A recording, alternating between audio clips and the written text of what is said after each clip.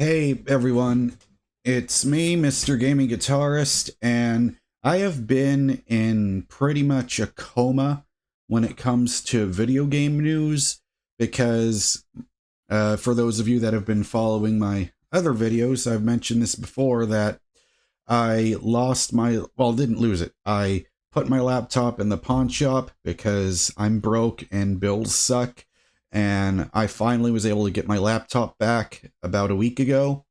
And so I was just looking at my homepage on YouTube, and I kept seeing all these thumbnails talking about uh, Ubisoft is done. There are problems going on with Ubisoft, and I have no idea what's going on, but there's one video that keeps showing up on my feed over and over again, and it comes from the YouTube channel Legendary Drops. I have no idea who he is, but just keeping it paused at 0 minutes and 0 seconds, I can tell I can trust him because he's wearing an Iron Maiden shirt, and I see he's a guitar player. He's got guitars in the back, so another fellow gaming guitarist.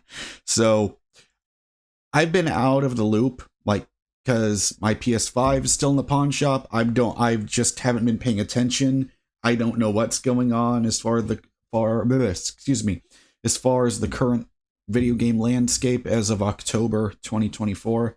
So I'm just going to take a look at this and see what's going on here. So yeah, it's called The Complete and Utter Collapse of Ubisoft. Today, we talk about the fall of Ubisoft. Look, I don't like to hold my tongue. I like to speak my mind. And from my perspective, when I see a company that has failed to deliver quality to their customers, that have completely ignored any criticism, whether that's from the industry itself, from critics, or their fans, they get what they deserve. And in the case of Ubisoft, this is a victory for consumers. This is exactly what we want to see, because if you're not working for us, you're working against us. And that's what they've been doing for years. So when you're a company that's as recognized as Ubisoft, one of the most recognizable names in all of gaming, they're a cornerstone of AAA, you're going to have some... So the thing with me and Ubisoft is, like, Ubisoft is played a huge part of my childhood in gaming. I think the first Ubisoft game I ever played was Batman Vengeance. I remember renting that on the GameCube at Blockbuster, and then I remember also getting into Prince of Persia a lot, and I really remember enjoying Splinter Cell, and I also remember playing I think it was Rayman Arena. So that's though it was through those games when I became aware of Ubisoft. Ups and downs, but for the last few years they've had a lot of downs. They've been digging a grave that I don't think that they can escape. Lack in quality, repetitive games, lack in player interest, controversy. Now their own investors are calling for their leadership to be ousted, for the company to be sold.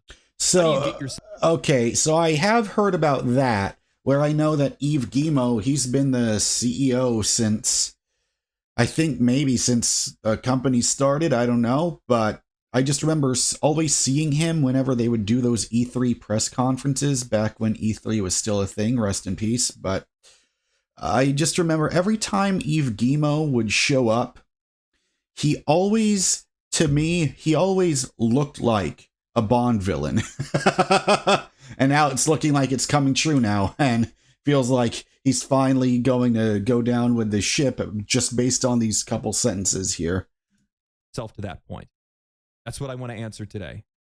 There's a lot of other companies that are traveling this road to ruin, and I want this to be a lesson to all. So let's talk about the rise and fall of Ubisoft. As of recording this video, Ubisoft stock just hit a low that they haven't seen in over a decade. What? Their stock prices fell... Wait a fucking minute. $2.58 for a AAA video game publisher? Yikes. What have I been missing out on? Because I can't even remember the last time hearing about one of those major publishers where their stock price was at $2. Okay, I need to keep watching this, because now, at first, like, it had my curiosity, like, to quote Django Unchained, it's like, first you had my curiosity, but now $2.58 for stock? Okay, now you got my attention. What's been going on these last couple of years that I'm not aware of? Almost 84% over the past few years, and with recent releases like Skull and Bones, Assassin's Creed Mirage, X Defiant, Prince of Persia: The Lost Crown, Star Wars Outlaws. Wait. Skull and Bones actually came out? Because from what I remember, that game has been in development hell for so long. But like I said before, I have been in a metaphorical coma when it comes to video game news. Like, whatever's been going on with, Sony or Nintendo or Microsoft or, any of those publishers, EA, Activision, Bethesda. Well, I guess Activision Bethesda is part of Xbox now, so I know about that part. But like, I am so out of the loop. So if you guys have any extra information, I'm sure maybe he will talk about it in this video. But if you guys have any extra info that I should know about in the comments, tell me. And the upcoming Assassin's Creed Black Shadows, nothing seems to be able to pull them out of this death spiral, no matter how many games they release in quick succession. When a company releases 6 games over the course of a couple of years, that's usually the sign of success. But in the case of Ubisoft, each release seems to be taking them one step closer towards the brink of collapse. So how did this happen? Why did this happen? How does a cornerstone of the AAA industry fall this far from grace?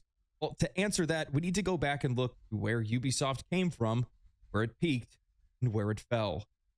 Ubisoft, like many developers, cut their teeth on PC games in the late 80s. A game company initially started by the 5 Guillemot brothers, who still own and operate the company today, initially focused on games distribution as they slowly moved into games development.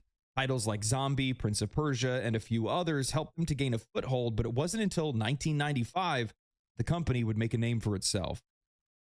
Rayman exploded onto the scene, a game using interactive and creative puzzle and platforming mechanics. All right, so I just want to say here, I remember knowing about Rayman, never played it. It's funny though, I've never played I think the only 2 Rayman games I ever played was Rayman Arena, which that one really sticks out to my mind. It was that one, and then I also remember playing I think it was Rayman Legends. I remember playing those games and enjoy. Oh yeah, and I also played Rayman Raving Rabbids. I believe that was a launch title. I mean, there were so many Ubisoft games coming out at the time, I remember, for the Wii U, that lots of people jokingly referred to the U in Wii U standing for Ubisoft. That we hadn't even seen before. It sold over 400,000 units by the end of the year, becoming the most popular game in Europe and cementing itself in gaming history. Following their success came rapid expansion. By the year 2000, Ubisoft saw exponential growth on their publishing side, with major victories on the Dreamcast, with titles like Grandia 2, my favorite JRPG of all time, Tokyo Extreme Racer, F1 Racing Championship, and Taxi 2. Never heard of those. It was on the PlayStation 2 that Ubisoft would find its identity. Well, they were still publishing great games like FromSoft's Armored Core 2 and Eternal Ring, and Snowblind Studios' Champions of Norath. It was during this time that Ubisoft acquired the license to use Tom Clancy's stories and name in a series of games, with Tom Clancy's Ghost Recon and later Splinter Cell taking the stage.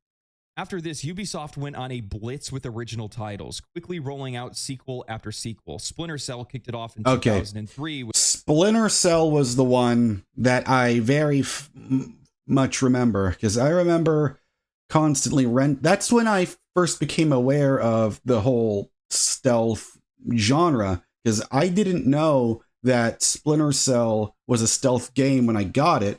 And so I remember being stuck so many times playing that game, and I never got to finish it because I was a dumbass. So in the 2003, because I remember seeing that review of it on Electronic Gaming Monthly, if you're as old as I am, or old, if you want to call 30 old, but which is, it's not. But I remember it getting really good reviews. I remember trying it, and I remember really enjoying it. With Pandora Tomorrow in 2004, Chaos Theory in 2005, Double Agent in 2006. Ghost Recon launched in 2002. It had a sequel in 2004, the next version of it with Advanced Warfighter in 2006, Advanced Warfighter 2 in 2007. I remember when those games The Sands came of out. Time came out in 2003. Okay, Prince of Persia was my shit. I loved The Sands of Time. I remember really enjoying Warrior Within. I know that I didn't know it at the time, but the reviews for Warrior Within, I remember them not being very positive, but I think that was just a freer time because I remember I got my first PS2 I got it in 2004. I remember Christmas 2004. That's when the slim PS2 came out. And I had so many memories with that thing, but yeah, Warrior Within, Need for Speed Underground 2, and GoldenEye Rogue Agent. Those were the 3 games I got for Christmas as a 10-year-old kid, and those were great times. Yep, just like the others, it saw rapid follow-ups with Warrior Within in 2004 and Two Thrones in 2005. Around the mid-2000s, Ubisoft must have realized that this rapid pace was not sustainable, and it started to affect the quality of their games. Later release. Oh, the rapid pace? You mean like how their other games are doing right now? Because that's the thing. I remember being so annoyed with Ubisoft when I was a kid. When I was like, during the PS3, PS4 era, because if he's going to talk about that Ubisoft formula, then that's because I remember just really hating. I remember loving Assassin's Creed, but eventually, as the years went on, I started to see that they're just constantly pumping them out, constantly milking them, and that's never good for any franchise.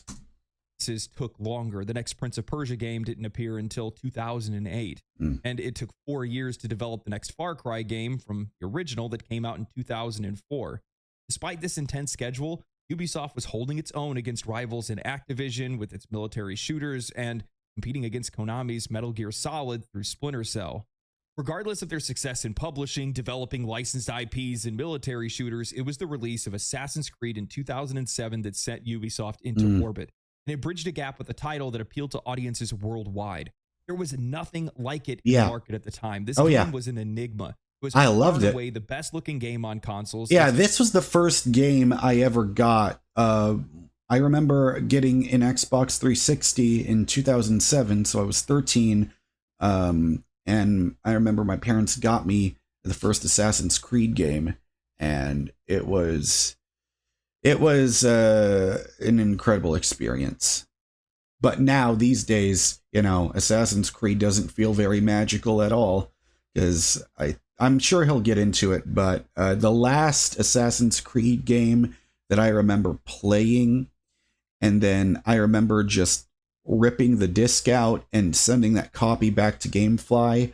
I couldn't do it fast enough. I believe it was I forget the name of it, but it was the one that took place during the French Revolution. I believe it was the one that came out in, I want to say it was 2013 or 2014 or so. I just remember getting stuck on this mission and realizing I've played this same type of mission where you have to follow someone and then you get stuck, and I remember getting caught because of a stupid glitch, and I remember going through that same exact formulaic experience while playing Watch Dogs, and I just remember being so pissed off, I just told myself, I don't want to play a Ubisoft game again. So, hearing about their problems right now, it doesn't surprise me too much, but I remember back then, the early days of the PS4 and Xbox One generation,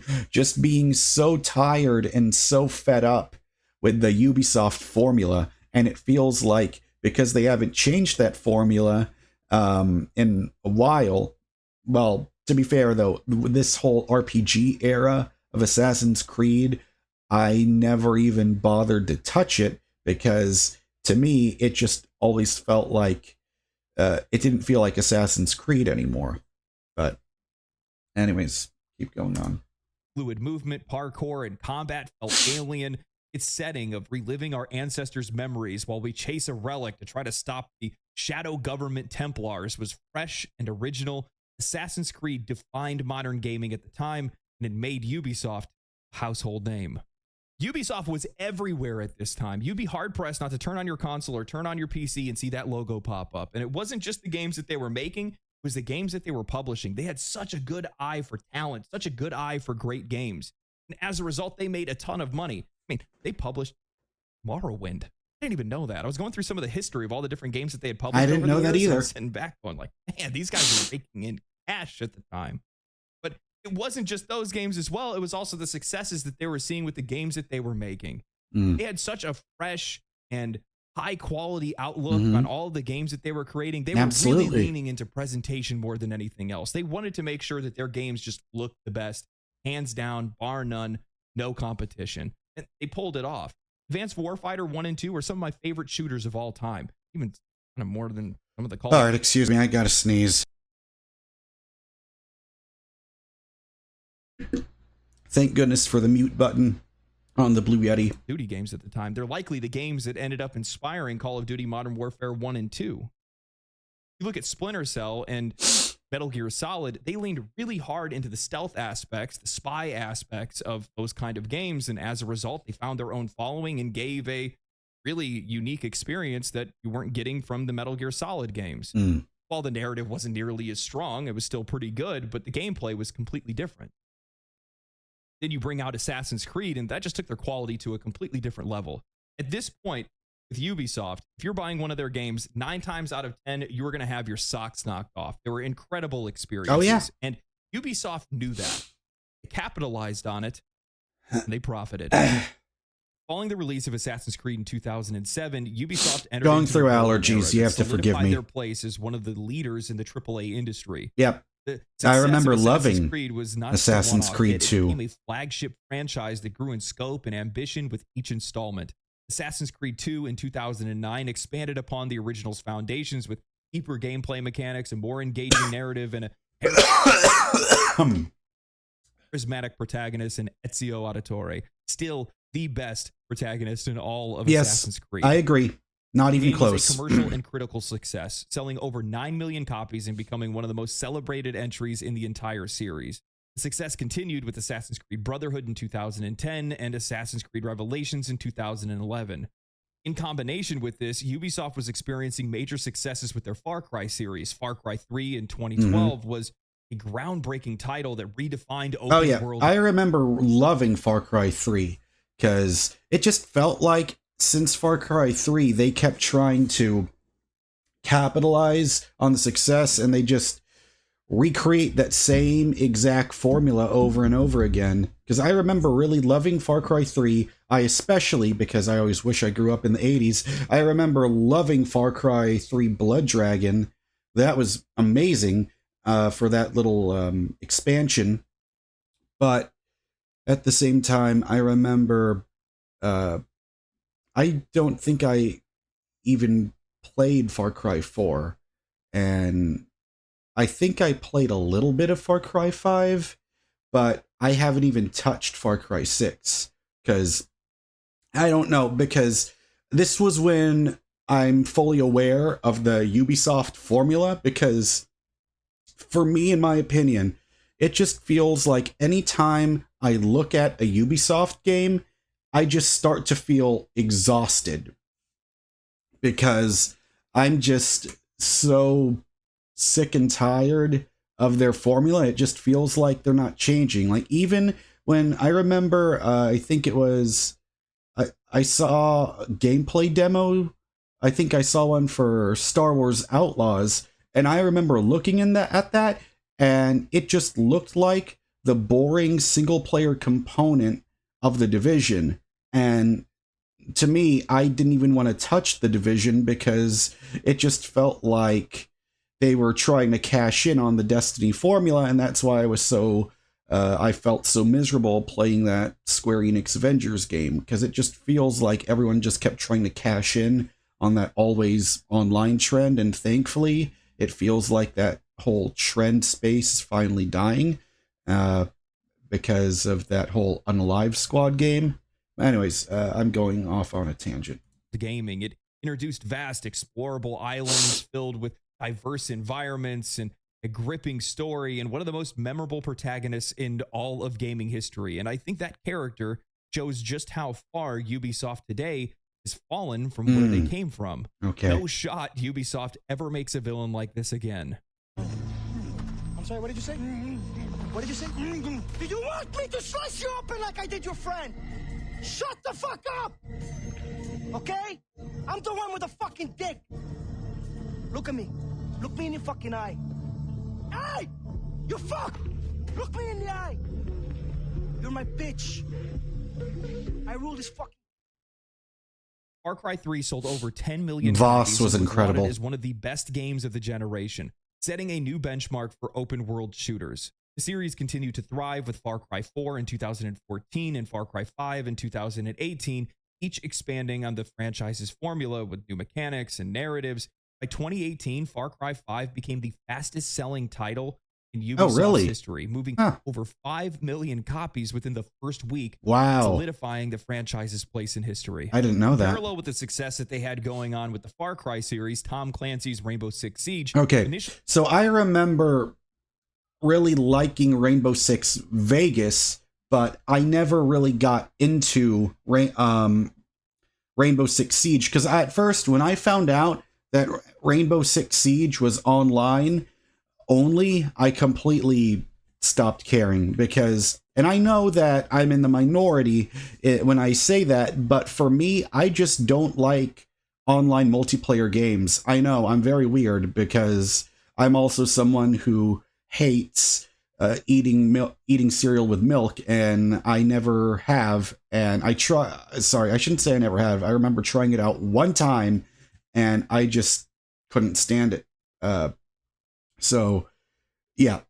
So, you know, I probably invalidated anything I have to say afterwards if I said I don't like online multiplayer and I don't like cereal with milk. But if you still care to listen to what I have to say after making those two statements, let's continue. Actually launched to a modest reception, but through consistent updates and community engagement, it has now grown into one of the most popular and enduring multiplayer shooters, even still today.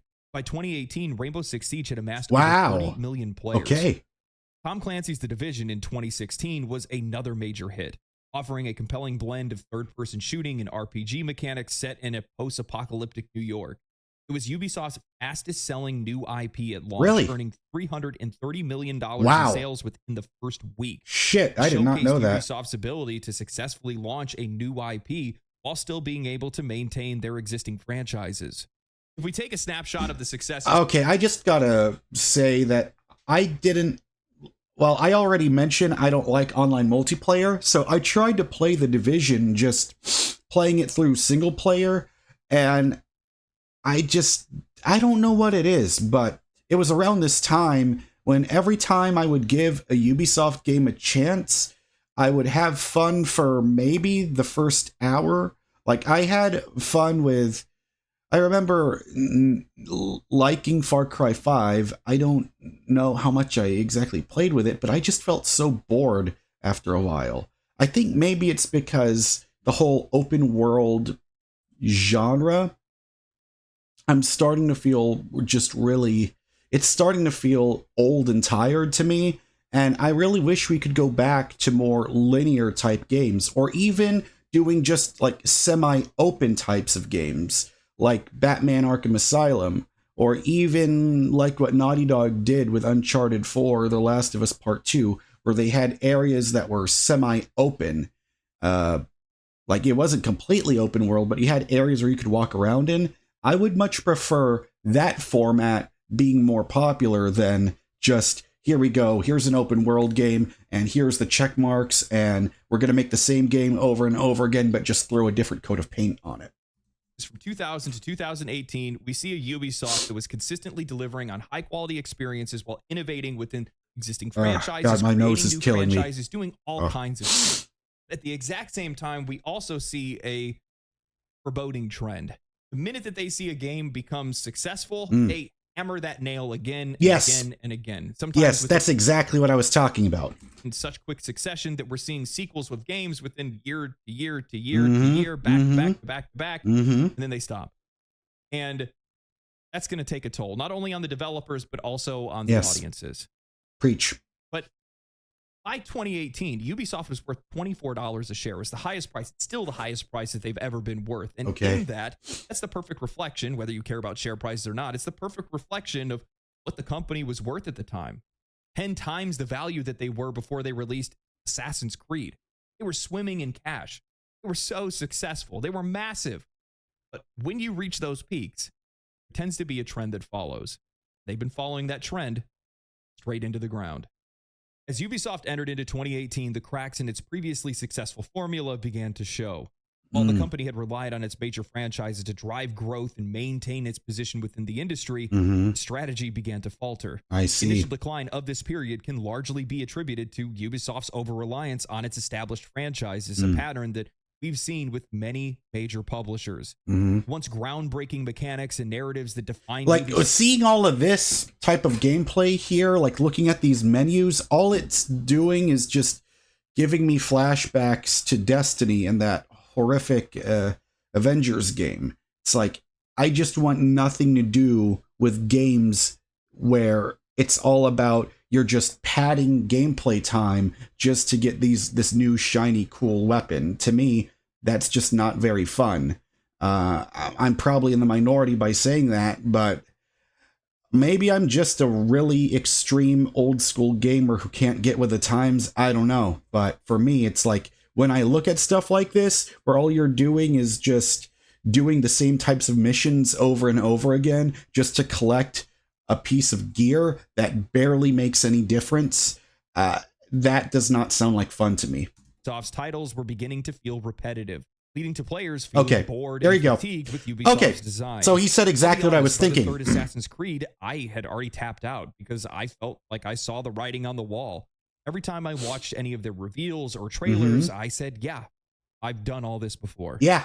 This over-reliance on existing franchises resulted in a slew of releases that, while still commercially viable, lacked the innovative spark that once defined the company. Assassin's Creed Odyssey in 2018 was a prime example of this issue. Despite it being a commercial success and receiving positive reviews, it didn't quite reach the heights of previous entries in the series.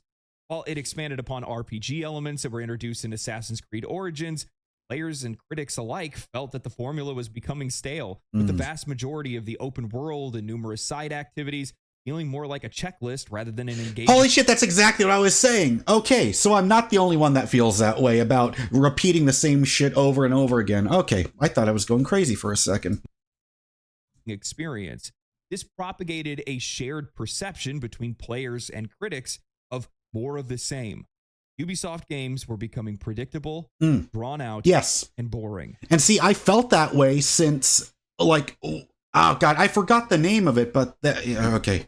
Let me just do a quick Google search. What is that? Assassin's Creed game in French Revolution. Assassin's Creed Unity. That's what it was called. Yeah, I just remember feeling like it felt almost like Watch Dogs, and then you threw a different coat of paint on it, and instead of hacking and using guns, it just felt like swords with the exact same type of missions. Far Cry New Dawn in 2019 suffered from the exact same issues. As a direct sequel to Far Cry 5, it attempted to build on the narrative and setting, but was seen as more of an expansion than a full-fledged new installment. The game was a commercial success to a degree, but it didn't match the sales or the impact of Far Cry 3 or Far Cry 4. Right. The narrative was considered weaker. The post-apocalyptic setting, while a new direction for the series, didn't really resonate strongly with the player base. Yeah. This underwhelming reception was indicative of a larger issue: the lack of fresh ideas and a growing formulaic approach to game design. Another notable release during this period was The Division 2 in 2019. And I didn't even touch this one. Well received. It had refined mechanics over the first game. The end game content was really engaging, and it was twice the size, if not larger, than the first game. However, despite its reception, it didn't meet Ubisoft's high sales expectations. The live service model that they had injected into the game arbitrarily, while successful in Rainbow Six Siege, did not effectively translate into The Division 2.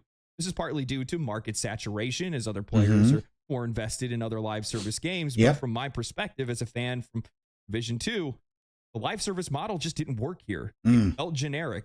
In a game where you're finding loot, and that's the gameplay loop, the last thing that you want to do is buy things to wear. You want to stand out for your achievements in the game. Yes. Not how much you spent on loot boxes. Yes, exactly. Kind of diminishing returns, poorly implemented. I just want to say, I hope that everyone else is in agreement with me when I say, fuck loot boxes. This is why I avoid playing games that require an internet connection. It's just, I just feel like the video game industry needs to change, and I wish we could go back. I mean, I know it's impossible to go back. Of course, time travel doesn't exist, but I just wish we could go back to the simpler times when you didn't need to require an internet connection to have fun. You didn't have to deal with all these fucking day one patches. You didn't have to I just want to go back to those simpler times when all you did was you took the disc you had, you put it inside the system, you pressed power on your console, and then you just start playing. I miss those days. Now I'm really starting to feel like an old man complaining, like Grandpa Simpson shouting at the clouds. You don't make the same games that I remember. They're not as good as I used to be when I was your age. You know, that's. I don't know if that's how Abraham Simpson speaks. I haven't seen The Simpsons in a long time, but that's what I think of. Monetization and loss of connection with the players is a common issue for companies that heavily rely on their existing franchises.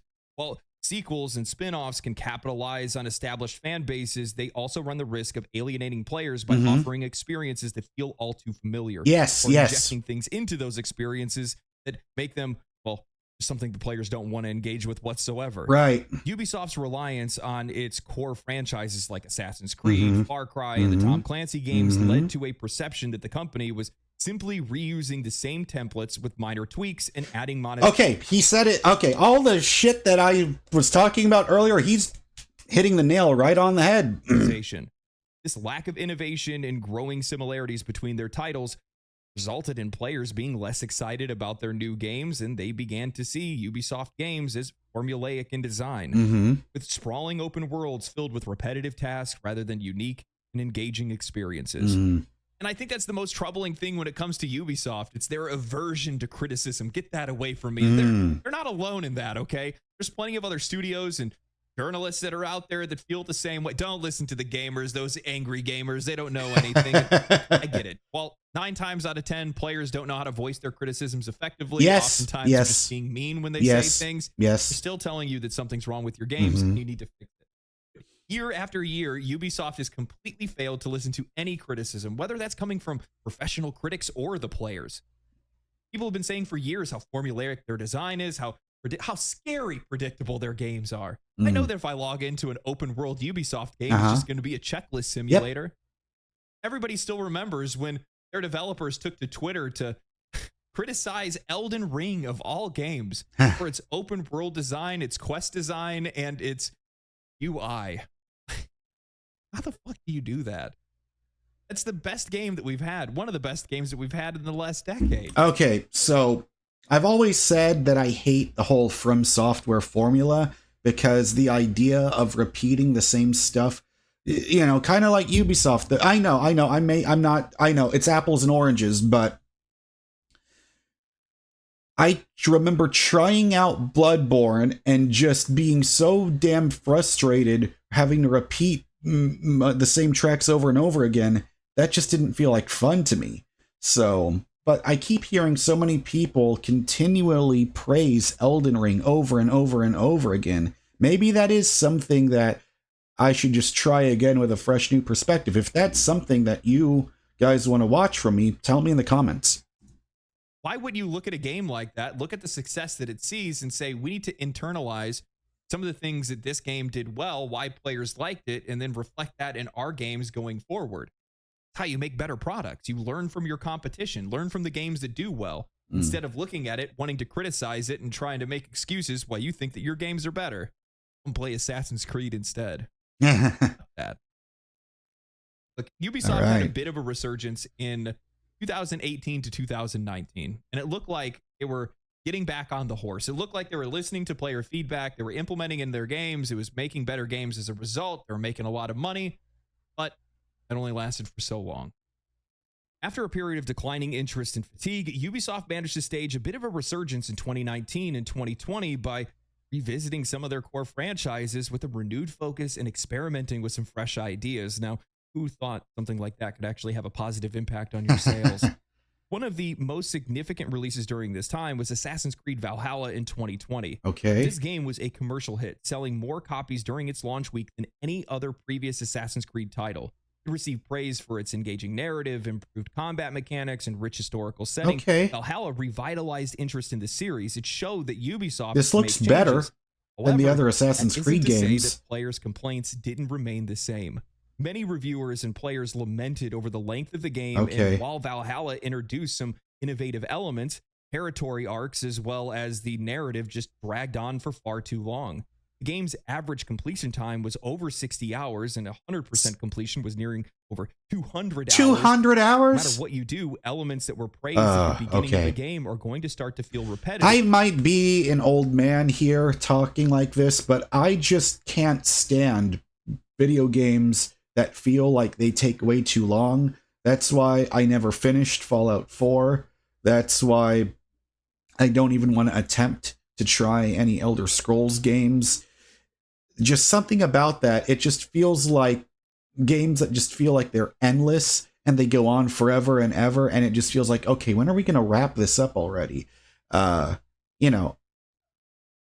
why my favorite types of games to play, or I should say my favorite developers, are Rockstar and Naughty Dog. Now, I know I'm going to come across like a hypocrite, but maybe it's not that I'm fatigued by open world games. Maybe it's just I'm just fatigued with open worlds that feel too repetitive or feel too formulaic, because I've never been bored playing a Rockstar game.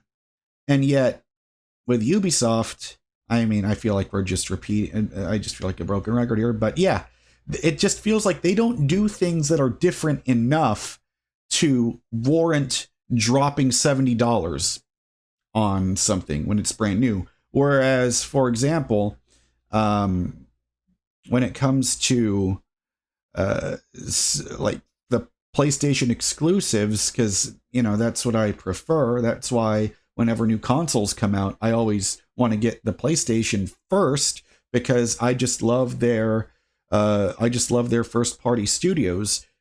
I just feel like I really enjoyed Insomniac's Spider-Man. I'm looking forward to their Wolverine game.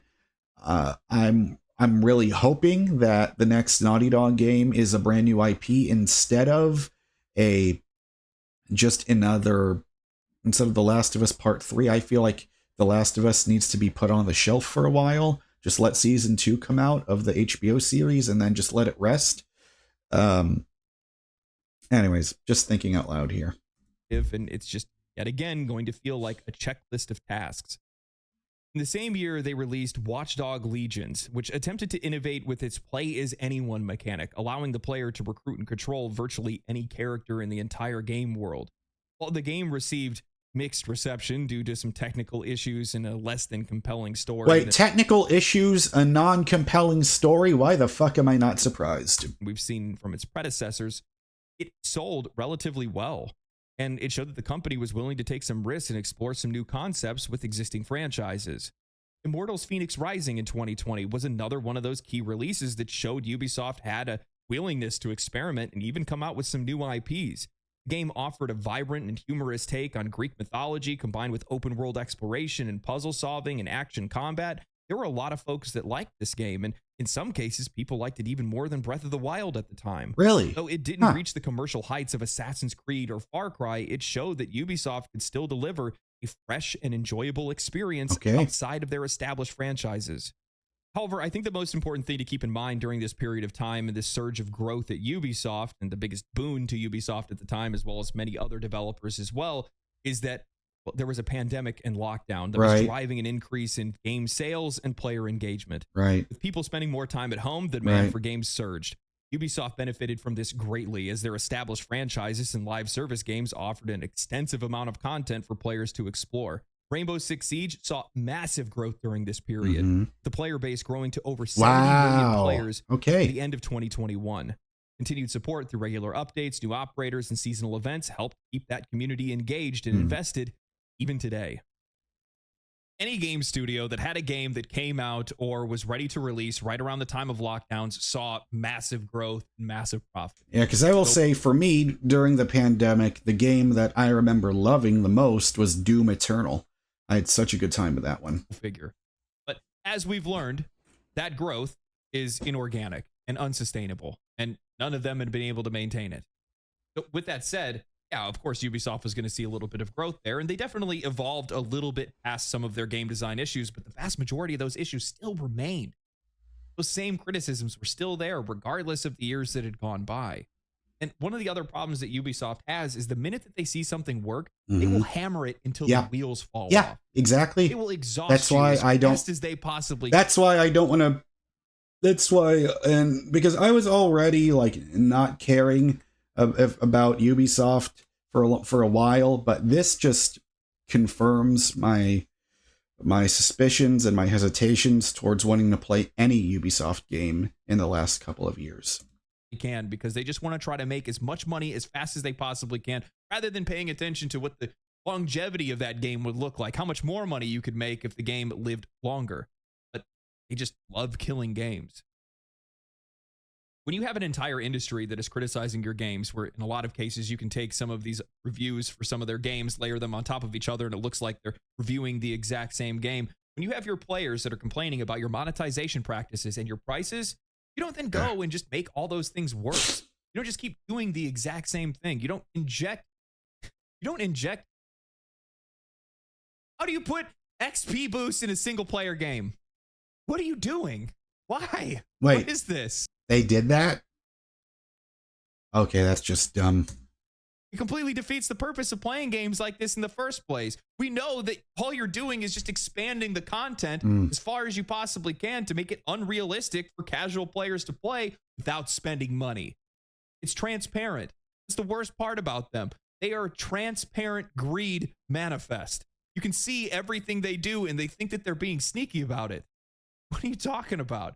Get comfortable. I remember hearing jokes where people were saying that the company that I forget what it is, but that like present day company that controls the Animus, that manufactures the Animus in Assassin's Creed, like the one, you know, that corporation that's run by the Templars. I don't remember. I don't even know if they're still doing present day stuff, like if they still had that in Assassin's Creed Valhalla, but it really does feel like ever since Desmond died at the end of Assassin's Creed 3, it just felt like, what are they even doing?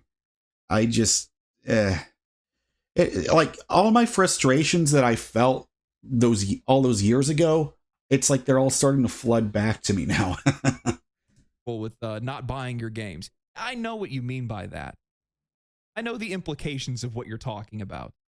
What? That means that you're going to try to make it where we can't buy games. That'll make us a little bit more comfortable with it in the future, right? Wait, hang on. I got to repeat that. What? What you're talking about, your games. Sneaky about it. Greed manifest. You can see everything they do, and they think that they're being sneaky about it. What are you talking about?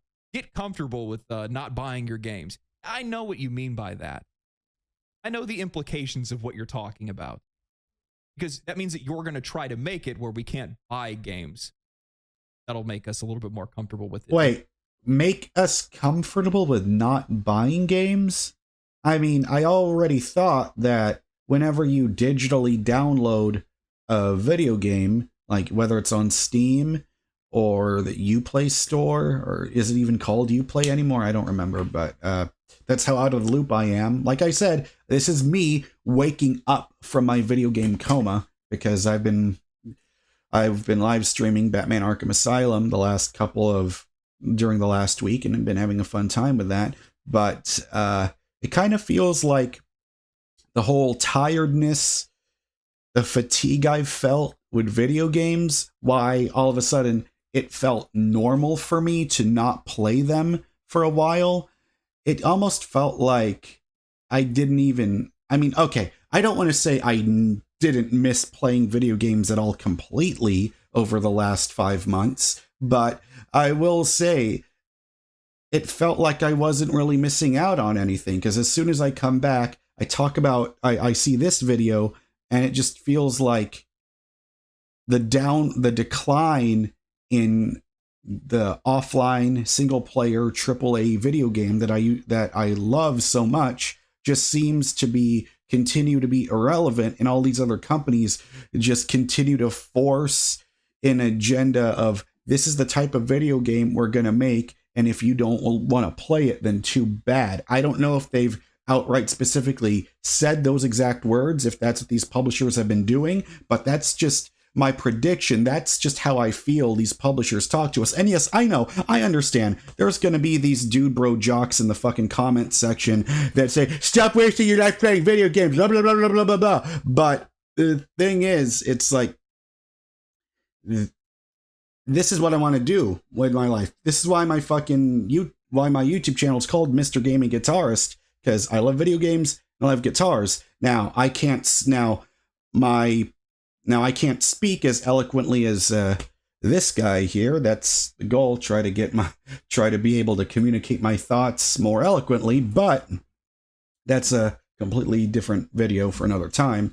But it just feels like there's this decline where there's only two extremes, two different types of video games. There's either AAA games that are made with such a huge budget that the publishers become so arrogant and they start to place unrealistic expectations, and then they get so stunned when, like, for example, when Unalive Squad Kill the Justice League came out, and then WB got so shocked that it didn't perform well. It's like when you're trying to cash in on a trend that was already dying out, that most people, that I can feel like most gamers like me, want nothing to do with it.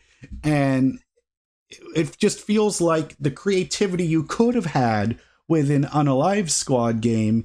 And by the way, I keep saying Unalive because I just get this sneaking suspicion that if I say the S word out loud in a video, I'm going to automatically get demonetized or something like that. But, or the video, or YouTube will take this video down. I don't know. But it's just, man, it's like, it felt like 5 months ago, when I was barely keeping up with video game news. It just felt like the last time I paid attention to it, everything just felt like a complete mess, and things still feel like a complete mess. However, this is with Ubisoft. I don't know if the other companies are also going through similar things, but I just want to go back to the days when you didn't have to worry about all this constant backlash and hearing about the constant arrogance of these AAA publishers. I just want to go back to having fun.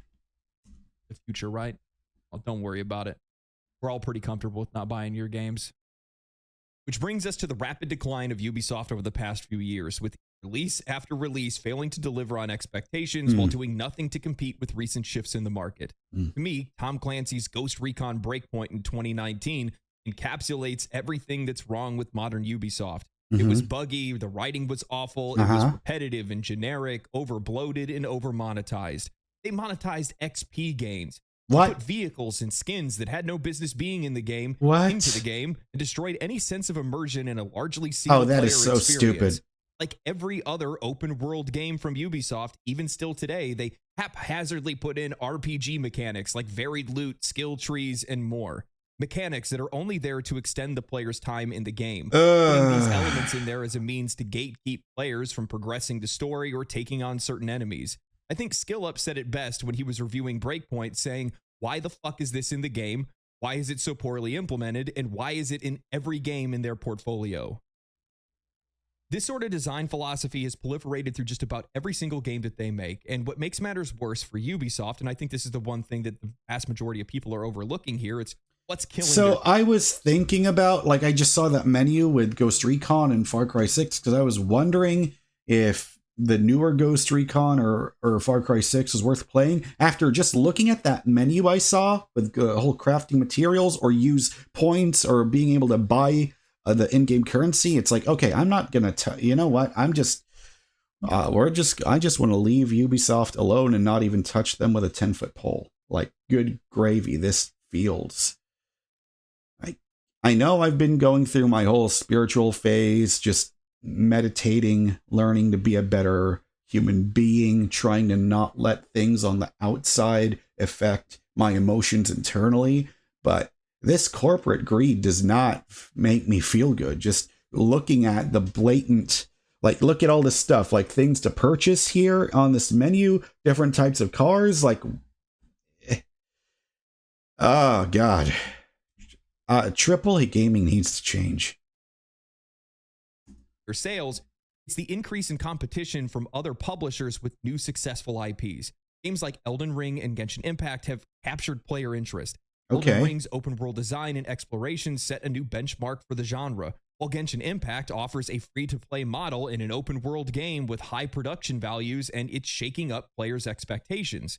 Games like these force players to compare similarities, and when you contrast Ubisoft games with the experiences that players have had access to over the past few years, it's no wonder why people aren't playing their games. And this goes back to what we were discussing previously. Ubisoft's core issue is their inability to change and recognize trends. Their loss in quality and generic monetization. Look at their first quadruple A game ever made, Skull and Bones, a $70 live service title in development for 11 years, costing over $200 million, only to release a more boring version of Assassin's Creed Black Flag. Wow, because I remember that. Like, I remember seeing people get so excited when Skull and Bones first got announced. I believe that was back in E3 2016, and it just felt like really, like, there was no reason for it to be a live service game. That game, the pirate part, the whole ship battle part was very fun, in Black Flag. Like, why? Just what? There's no need to do that. Like, $200 million for that?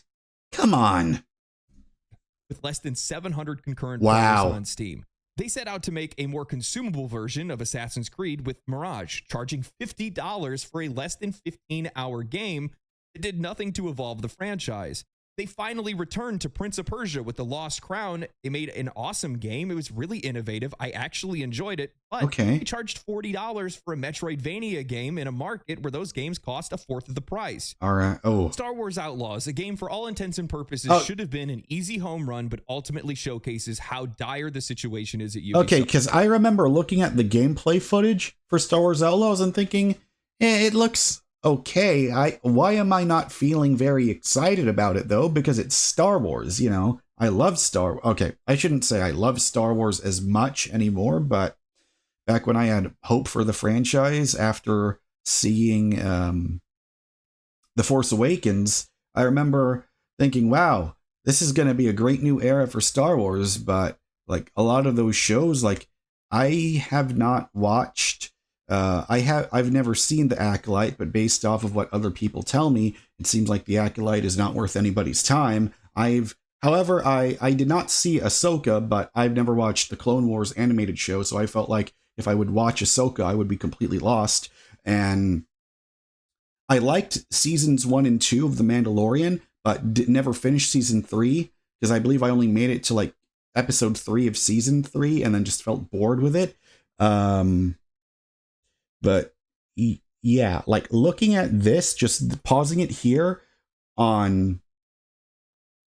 just pausing this for this footage for Star Wars Outlaws, it just looks like they took The Division and just threw a Star Wars coat of paint on it.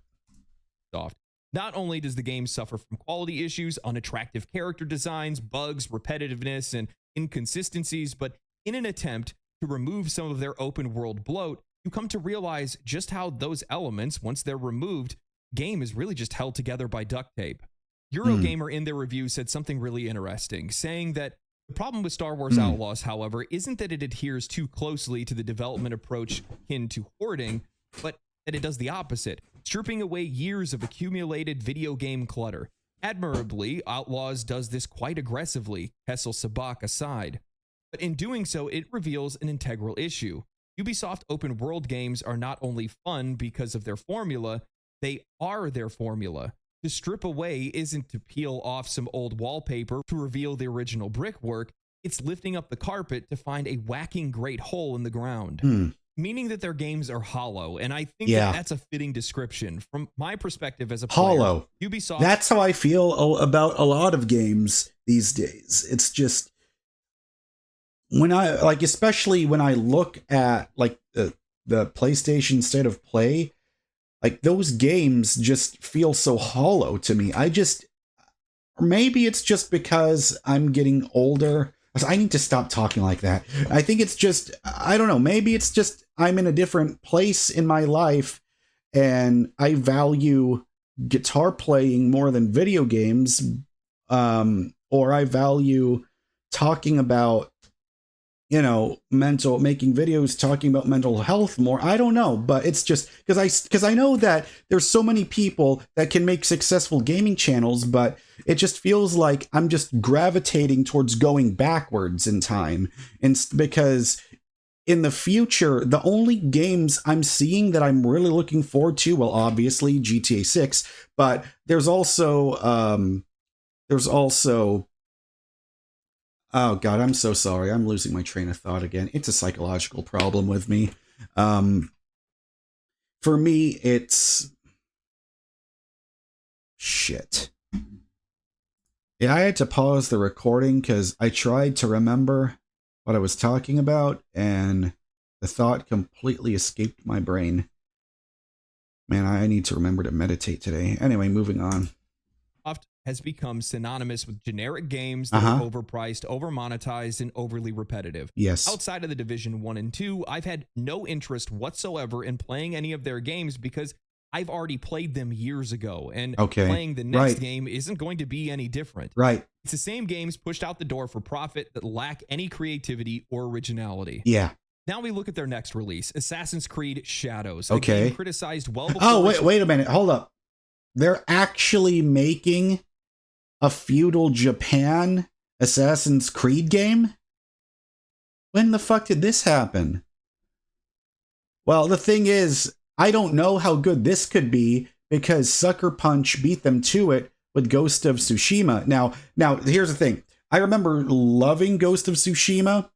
I never finished it. I only played, I think, maybe 4 hours of it. So that's something I should do a replay of. If you guys want to watch me live stream Ghost of Tsushima when I get my PS5 out of the pawn shop, please let me know. But it's just, I don't know, it just feels like whatever Sony is doing, it's like, it feels like Sony with their open world PlayStation exclusives, like what they did with Spider-Man, or what they did with Horizon Zero Dawn, or what they're going to be doing with Ghost of Tsushima. It just feels like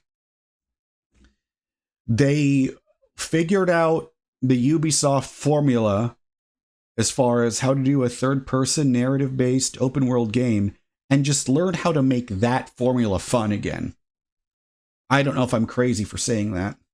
Release because other than legacy media, everyone else can see the elephant in the room. An Assassin's Creed game finally set in Japan, a setting that is so great for a game with this kind of theme, only to include a tokenized representation of a character with vague at best historical relevance. Wait, what the fuck is going on?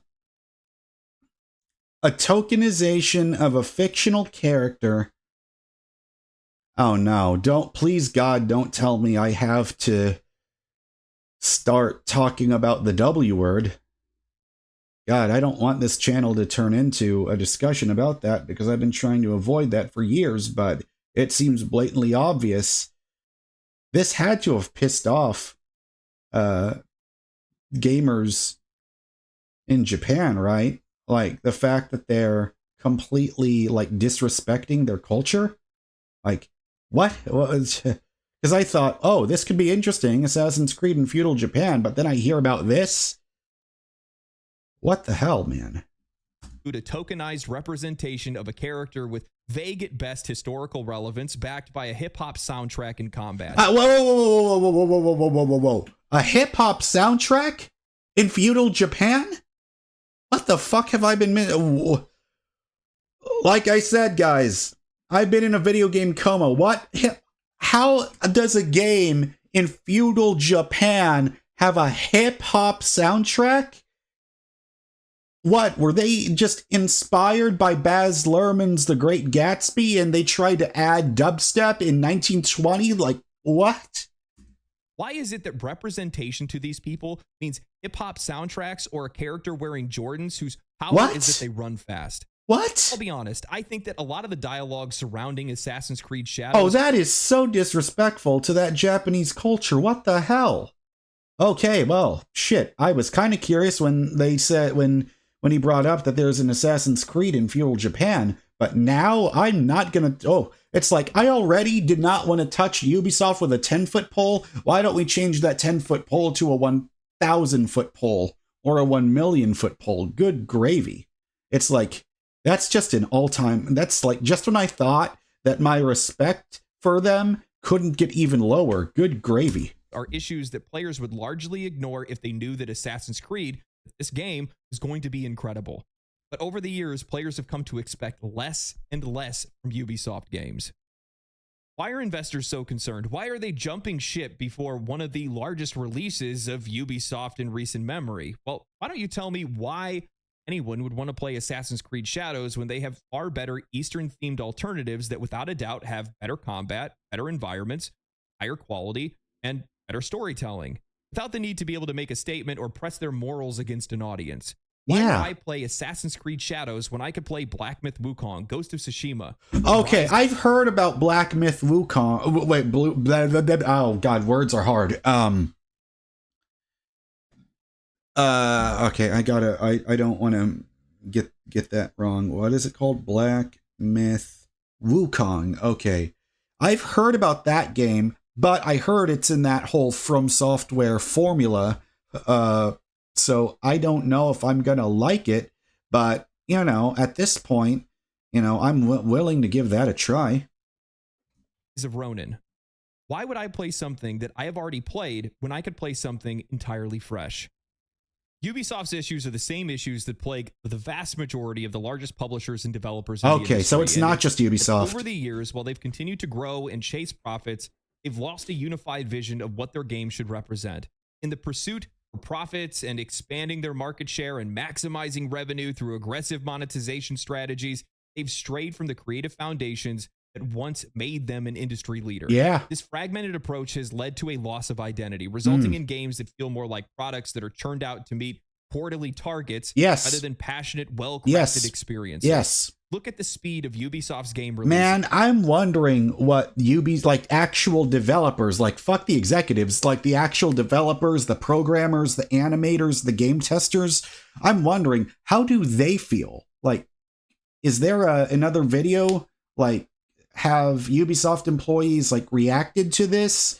Because I'm really curious about this now. I think maybe I should do a follow-up video, see if anyone else has made it. But then again, I don't know if my audience wants to see more stuff like this from me, but this is the type of content that I would love to make. Like, learn about what's going on in the video game industry, you know, give my commentary on it, and then it can lead to an overall discussion about what can games do to be better, because I've missed playing video games, but the video games that I'm coming back to doesn't feel like the same way. The enthusiasm that I had, it doesn't feel the same. Or maybe it's just because I'm looking at the wrong types of games, whereas the companies before, like I remember, I know everyone loves to shit all over EA, but the first time I had a fun time with the whole Dark Souls formula was when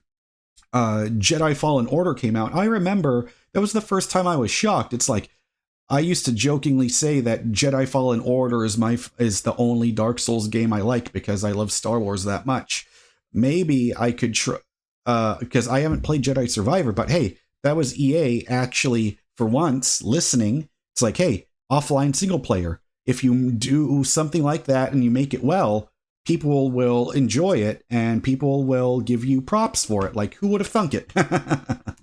They struck the iron while the iron was hot, barely spacing any of their game releases, rarely making new IPs, or changing their perspective on how to deliver existing franchises.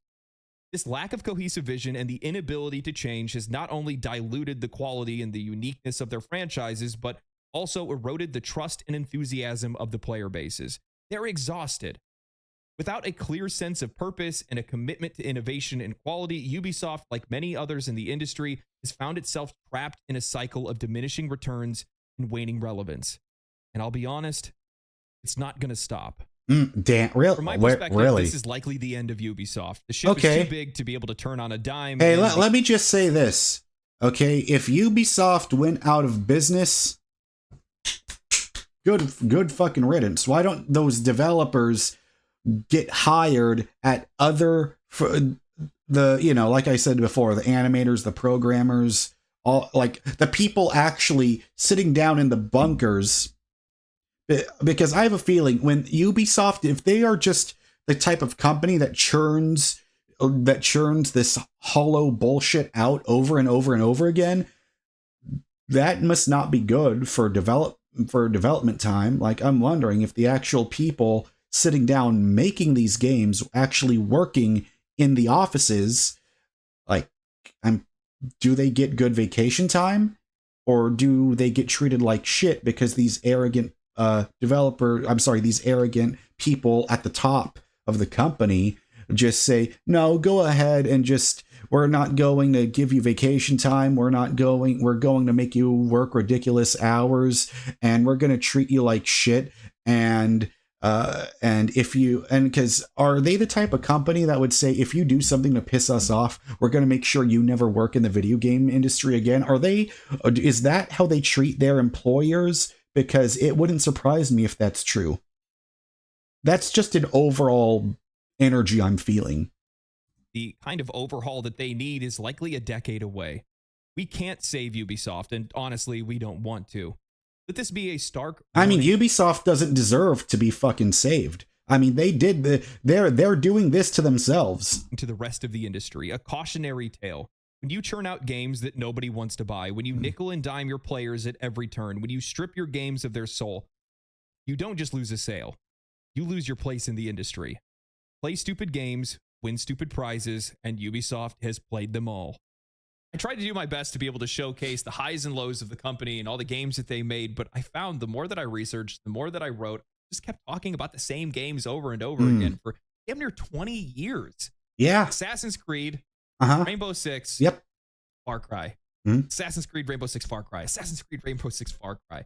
Well, you want to make sure that you're doing what you can to support the titles that players love the most, the reason why they know your name to begin with. At the same time, when you're absurdly aggressive. Like where the fuck is Splinter Cell?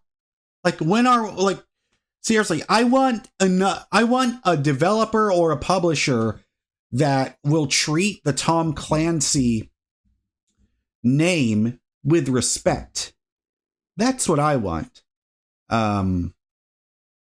Now, because I don't know how old Michael Ironside is. I think that's his name, the guy that does the voice of Sam Fisher. I just remember it feeling so disrespectful when I found out that the last time we saw Sam Fisher was was just during a mission in Ghost Recon Wildlands. Like, why don't, I don't know if Michael Ironside is even interested in wanting to come back, but seriously, I love Splinter Cell and I love Prince of Persia. Those are my two favorite franchises from Ubisoft, and I've heard about that they made that new Prince of Persia game, but I'm not really a guy that likes the whole 2D side-scrolling type of thing. I much prefer the whole third-person type of game. Maybe that's just me, character flaw for me, and I'm just not willing to try that out. Maybe I should try out that new Prince of Persia game, but at the same time, I think I really don't want to, because I refuse to have anything showing up in Ubisoft's record base saying, hey, MrGamingGuitarist played this game, or he paid to download this game, because I refuse to even give a penny to Ubisoft at this point after watching this brilliant video. You know what? props to you, Legendary Drops. I don't even know what your name is, but you know, I knew I could trust you because you love Iron Maiden, you play guitar. I'm going to hit subscribe for you and turn the bell on, and I'm going to hit the like button. Like Ubisoft, where you just keep pumping out the same titles over and over again. And at the exact same time, you just continue to crank up the monetization and the pricing and how many things are locked behind different versions of your game for $100, $130. Good Lord. What do you expect? What do you think is going to happen when you keep making the same thing over and over again, regardless of how many times people criticize your design? You just keep increasing the prices, and there's better and more interesting and more unique experiences that are out there that we've been seeing over the last few years. So many of these independent AA, single A, and indie studios just popping off, selling more copies of games than you do now. You don't see a problem with that? You know, I was sitting back and I was watching people play Star Wars Outlaws. I sat there thinking to myself, this is literally just Star Wars Assassin's Creed minus a few mechanics. It looks so boring.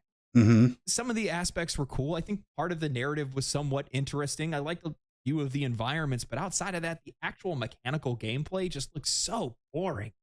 Yeah, that's the thing. You know, I know that some people might shit all over me for saying that I really enjoy The Last of Us, because The Last of Us Part 1 is my favorite video game of all time. It struck the perfect balance between fun gameplay mechanics and compelling narrative. And for me, like, that's all I want. It's like, I want compelling narrative. I want an amazing story. Those are two. I already just repeated myself by saying that, but I just want, it just feels like The Last of Us, Uncharted, Infamous, Gears of War, Halo 1, 2, and 3. It just feels like that's when video games were at their peak. And it feels like the whole like AAA Hollywood blockbuster type of experience, it just feels like that's when they were like GTA 5. It feels like that's when it was at its peak. And it just feels like I haven't played a game. Okay, well, that's not true, because I love God of War in 2018. I love God of War Ragnarok. But it just feels like that type of big experience where you play it, you love every single minute of it. It just feels like I don't have those types of games that bring me that sheer amount of joy. It feels like they're coming much fewer and farther between now. That's why I said, like, the games I'm looking forward to are Insomniac's Wolverine, 1943 Rise of Hydra, because it's being directed by Amy Hennig, the creator of Uncharted, who for me is one of the absolute GOAT video game directors. And I'm looking forward to, it's like, I don't know, maybe it's just there's a lot of stuff I just haven't explored yet. I don't know if there's like you guys know, if you've been watching me for a while now, those are the types of video games that I love, like that whole format, that foundation. You know, like I love Batman Arkham. I love Uncharted. I love The Last of Us. I love the GTA. I love Red Dead Redemption. Those types of games. So, anyways, if you guys have recommendations, like I've been hearing nothing but great things about Black Myth Wukong. If you guys think it's worth checking out, I'll make videos on it. I'll do a playthrough of it. Or now I can't promise anything, because if it pisses me off like Dark Souls, then I'll leave it. Then I can't promise anything, but I'll at least, bare minimum, be willing to give it a try. It looks so bad. It just goes to show just how creatively robbed the studios are. Yes, exactly. I was kind of saying it. But I was thinking. The only thing that I ask for is that if this company goes down, please somebody make sure they take care of Massive. Massive? Who's Massive? They've done a really good job. Please make a Division 3 or something else if you can't use that title, because I want to see more of those games in the future. I hate that we're in this weird place in time right now where genuine criticism, voiced well or not, doesn't really matter, is just... Well, the thing is, the criticism I have is kind of like the same thing, because I'm in 100% agreement with legendary drops. It's just like, I wish I could. Fuck. I hate my brain sometimes. I really do. I just really wish that I could. God damn it, man. I just really wish that I could I wish I could be as articulate as this guy, because I feel like if I could make videos where I discuss my thoughts on gaming as good as this guy does it, I'd be a happy camper. To the side, because both legacy media and publishers and developers just don't want to hear. Don't listen to the angry gamers. These games aren't made for you. Who are they made for? Exactly. I'm sure Ubisoft's investors would like to know. I don't necessarily like to see companies fail. Ubisoft has made a lot of games that I've loved over the years, but at the exact same time, this is, from my perspective, a victory for consumers. Because this shows the rest of the industry, if you do what Ubisoft has done, you will fail. There's a couple of companies that are out there that have been trying to follow that same line. While it's continued to work for now, well, as you can see, it doesn't work forever. Exactly. Like Rocksteady used to have a perfect track record. Like, even my favorite game from them, I'm sorry, the first game that they ever made, Urban Chaos Right Response, I remember having a fun time with it in 2006 on the PS2. But then they tried, or I don't know if it was Rocksteady or if it was WB themselves that said, we need to cash in on that whole Destiny or that Division trend. And instead of trying to make a great third-person narrative-based offline single-player game, or hell, you could even make it be multiplayer, but it's just, I just don't get it. Like, Gotham Knights, it didn't look very fun to me either. And I know that this is about Ubisoft, but I just feel this is a thing going on overall when it comes to third-party AAA development. I'm glad that, we have this guy to articulately voice all the concerns that I have, because he's doing a 1 trillion% better job at it than I am. And that's probably why he has, 1.5 million views in 2 weeks. But anyways, bravo, legendary drops. Whoops. Hang on, let me. All it's continued to work for now. Well, as you can see, it doesn't work forever. Anyway, I hope you guys enjoyed the video. If you guys did enjoy it, it, make sure you like and subscribe, share the video. I already did. Follow me on Twitch if you guys would like to see me talk about gaming news and play video games live. Outside of that, I'm going to go and play some video games. All right. What am I playing today? Deadlock, baby. I don't know. What's Deadlock? Stay cool, stay righteous, stay safe, my friends. I'll see you next time.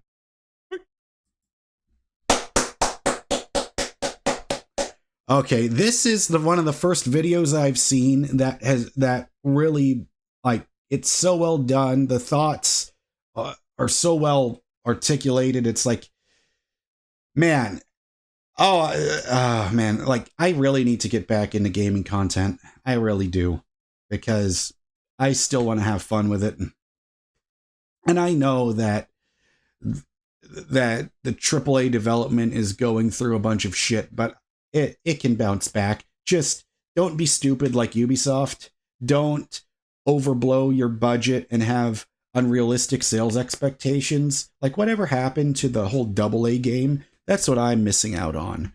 That's like, remember, like, we need those publishers like THQ. I mean, I know that THQ Nordic still exists, but the whole AA publishers, I feel like that's what's really missing. Like, I want to have games where, not necessarily games with an indie budget, but games that are where the budget isn't as huge, but they were great and you still had a fun time with them.